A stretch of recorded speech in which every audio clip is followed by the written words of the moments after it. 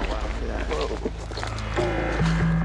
I'm Carter Smith. I'm the director of the film The Ruins. It's a story about 6 kids who head off into the jungle to visit some ruins.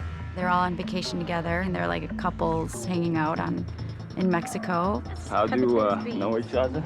They're best friends, and we're their boyfriends. And they decide to go on a little adventure, hike, archaeological dig. Like an excavation? Yeah, it's the ruins, I think. Apparently, it's not even in the guidebooks.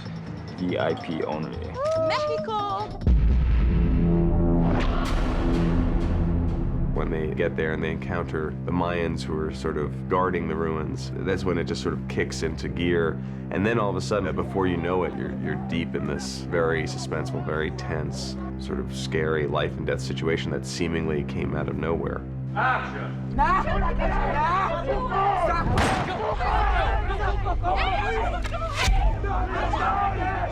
It's not as straightforward as saying, oh, there's, a killer or there's a villain. The villain almost becomes human nature. It is sort of a horror thriller movie, but it's not a confronting sort of horror character. He's always there, and it slides in when they're asleep. It's a really eerie sort of concept, and I think it's brilliant. They're surrounding us.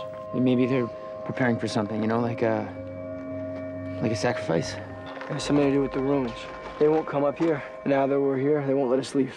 And to a certain extent, it needs to remain a mystery because it's kind of an exciting thing for an audience to see a movie where the antagonist is a little bit more of a mystery and they can do a little bit more interpreting. There's more to discuss after the lights come up. It was moving, it was alive, it knows we're here, we just have to go. The film is a nightmare, and it's a nightmare about things getting worse and worse and worse. And it really is an unrelenting downward slide into this horrible fate that these characters have. I can feel it moving. It has some really creepy elements, and you do feel this sense of isolation and desperation. What it does so well is tap into those kind of underlying themes and those personal things that create fear.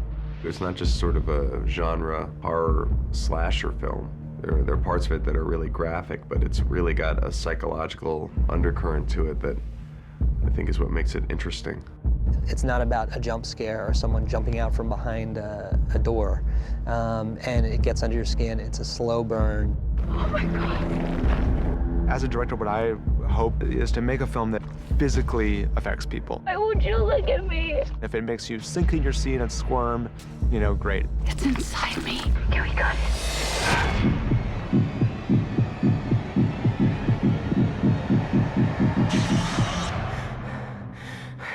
I'm okay, I'm not okay.